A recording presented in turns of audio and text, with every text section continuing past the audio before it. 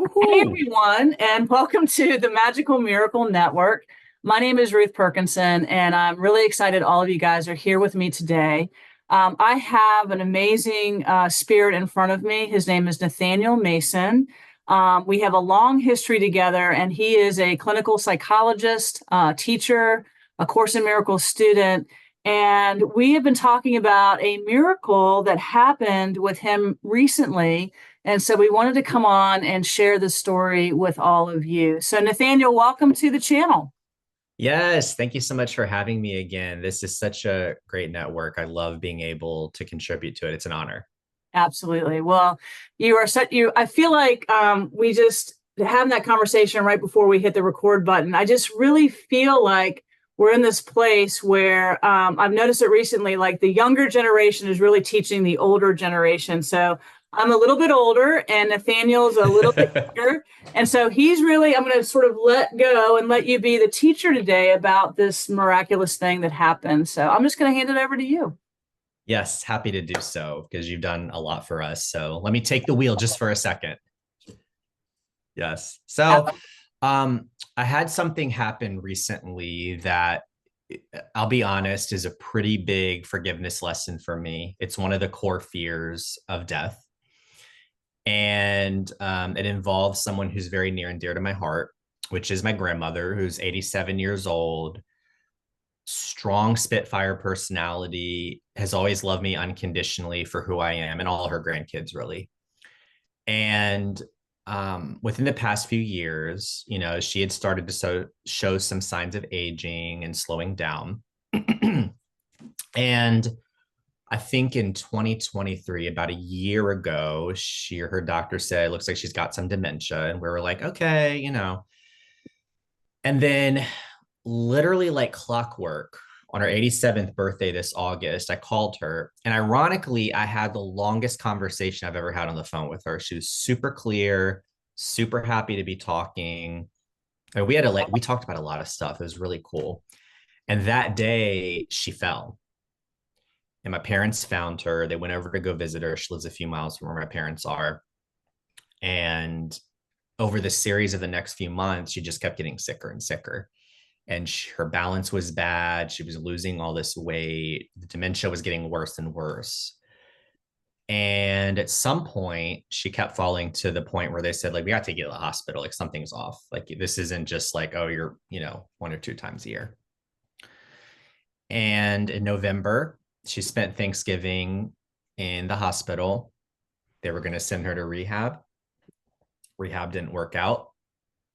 Took her back home, give her 24-hour nursing care. At this point, she's not getting any better. She's now in a hospital bed in her little den that she has off the kitchen. And my husband, my brother, my mom, and I go see her over Christmas. And I truly, at that moment, like I did lose some faith in spirit. And I thought, oh God, this is the last time I might see her in person. And so I wanted to just like enjoy it and live in it and be thankful that I had as long as I did with her. But through this whole process, actually, ever since a few years ago, when I started to really notice, like, oh, she's really aging, I got this guidance like, stop worrying. She's got time left. And one part of me wanted to believe it. And another part of me thought, like, well, who the hell is this voice to say anything? They're not a doctor, right? Right. Like we all have that to a degree, I think. Like we Yes. want to believe this beautiful, kind voice that feels loving and it feels real, it feels peaceful. Right. But then our doubts come in. And I kept getting that message every single time I would worry. And I even got the message around this time, stop worrying, watch what happens. And I thought to myself, look, this woman is like under 100 pounds. She cannot walk. She has a nurse that seems like that keeps saying she's got signs of like cancer. Like she's gone. It's okay. Like we'll let her transition. I just want her to be peaceful. Right. And then I get this text from my dad one day that says, hey, can you call me? I want to update you about your grandma. And I said, okay. And I called and he goes, well, I think we're going to put her in a nursing home. Like, what do you mean she's going to die? Like, what's the point of wasting that money? Like, I'll be frank. Like, I was like, what do you mean we're putting her in a nursing home? Right. And he Right. goes, oh, well, she kind of had a turnaround. I'm like, what do you mean a turnaround? Like, she's able to get in a wheelchair or a walker? No, she's up walking. And I sit here and I'm like, what? I was so whiplash the whole time. Right. And she had a physical comeback. She started gaining weight. She started to be able to, I guess, want to eat and want to drink more regularly. She got up to be able to walk around. And they said, okay, well, it looks like she's got some time. So we got to figure out what to do. She cannot have 24-hour care. By the way, for those of you who are watching this video, 24-hour nursing care is so expensive. It's like $35 an hour. So just Yeah, plan for it's that in the expensive. ego. Yes. Yeah. Yeah. Plan for that in the ego form. Right. Exactly. And they found a place. And then my doubts go to, well, she's not going to love it. She's going to hate it. She always loved being in her house. She's super independent. Then my dad calls me or texts me or something on the day that they end up moving her. And I said, well, how is she? No, she seems fine. I said, okay, all right. And then the first day she's there, I get these pictures of her interacting with other people.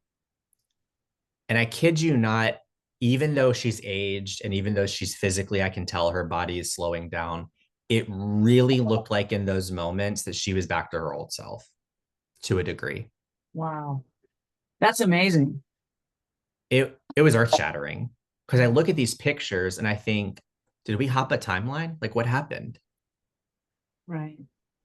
Yeah. The Absolutely. doctors had said, no, we got to get hospice in. This is towards the end. The nurses said, we got to get hospice in. This is towards the end.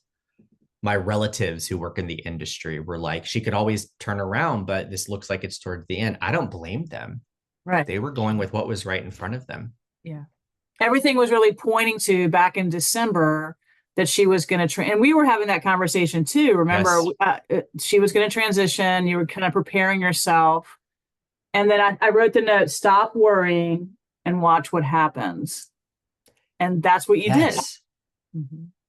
Yeah, I love that you focused on that because the message of stop and watch what happens, it wasn't like I had something specific. It's like I had to trust. That's huge, And Nathaniel. That's really right? huge. I'm just going to stop you there for a second because I think that's the idea that we're all trying to do these days is really trust that the Holy Spirit's got our back. And, you know, when you get that specific message coming from Spirit that's loving, peaceful, we're really trying to lean in and go, okay, I'll do that, right? I'm going to Yes. trust. Yeah. Yeah, that's such a good point because we don't necessarily know what's coming next. And then I get another picture sent to me of I have a cousin who's about to have her second kid, who's going to be a boy. And my grandma is like touching her stomach and holding her hand and talking to her. Wow. And I sat there and I thought, how incredible is it that this woman should have been transitioned at this point? Like, we Yeah. all thought that was the trajectory. Right. And she is standing up and talking to what's going to be her third great grandkid that she gets to possibly probably meet in April Right. when he comes. Wow, that really is an incredible story about trust and faith, and the message. You know, trusting and having faith in the message that Spirit is bringing us. And I think that's what you had to do there, and you really did lean into that. And because yeah, all things were pointing to her transitioning, and even for a second, I thought the same thing too. I was like, okay, let Yeah. me ask you this: during this whole time, I know you're a Course in Miracles student, and what were you doing in prayer, like with your grandmother? Like, what were you doing specifically? Were you doing something there? Yeah, I love that you brought this up because I had to shift my prayers to asking for what's the greatest outcome for her well-being. if it's time for her to transition, I want it to be peaceful. I wanted it to be something where she felt like there was nothing unfinished, so to speak, before she transitioned. And if it was time, I wanted to put my own kind of desire aside and just ask the universe, like, please let it go peacefully and give her that message before and after she transitions, because I think it's timeless, right? Like the soul lives on, Right. that she's been wonderful. We're so lucky to have her. And I can't wait to maybe see her in the next lifetime or when we all ascend, right? Right. But just to really like, it's okay. It's okay. Like, let go. It helped me feel better because it didn't feel like I had to run the show. Mhm. And it didn't put the message and the energy out there that something specific has to happen. It's just whatever is for the highest good. That's so well said, and I appreciate you saying that, because we are such powerful thinkers and prayers, and with Mm-hmm. intention, we can do anything. And I think the idea right there is just letting go, like doing the normal things that we do every single day, saying the prayers, the thoughts, whatever. And those thoughts are super powerful, and just kind of sit back and watch how it unfolds is I feel like the messages you're trying to sort of let everybody know here today. Is that what it feels like to you? Yes, it's exactly how it feels. And it feels like I don't have to get caught in the muck of sadness. I can allow myself to be sad in a physical form that might be about to transition. And Right. I can allow myself to feel and not bypass it. But I don't have to get caught up in like the sort of like ritual around death that it feels like a lot of us have. Right, right. Yeah, I hear you. Well, that's so well said, and I really appreciate you bringing in this. This really it seems so ordinary, right? But there's some Right. extraordinary moments in there of faith and trust, and that's really a great message to really send out to everybody. Is just have faith and trust when you get a specific message from the Holy Spirit. Follow that. Don't try to Yes. manipulate that in any way, right? With the ego, right? But just follow spirit because spirit really is showing us the way, the Holy Spirit, right?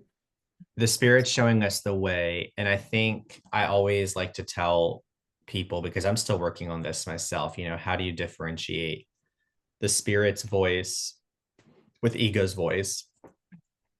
And spirit is the one that ultimately is gentle and helps you feel calmer. Right. Right. I like that you said that because that's exactly how the spirit voice is always going to be. It's always going to be calming, supportive, Mm-hmm. helpful, specific. I think a lot of times people don't think that Yes. spirit is going to be specific. And we did, well, this will be the last thing we hit on, but we did talk about that prior to hitting record that our body is being turned. A spirit is really helping us. We're looking over here. We're looking at this piece of information. We're looking at that piece of food to eat, whatever it might be. We're truly being guided by that voice and that energy of love in everything that we think and do. And sometimes it's just automatic. Yes, I love that you said that. And we don't know always the reason why.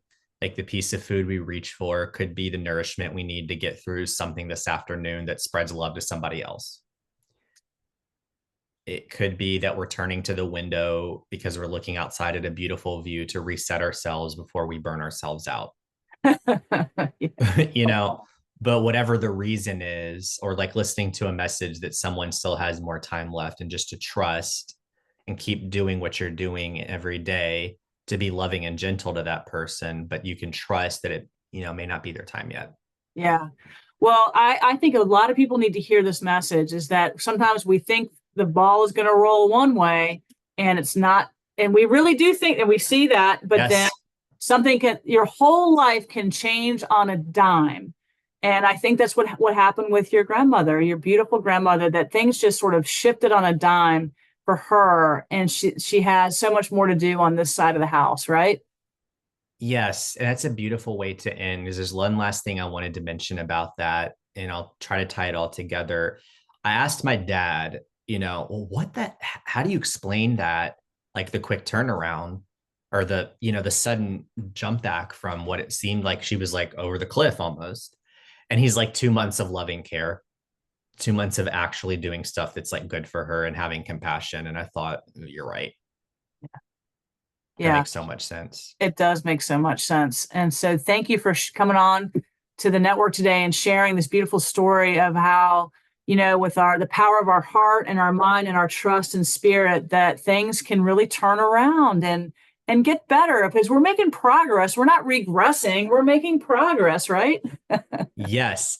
And if it had been her time to transition, that also would have been okay. Like, I want the message to be that, like, it's more about what's the best outcome for everybody, not like what one person wants.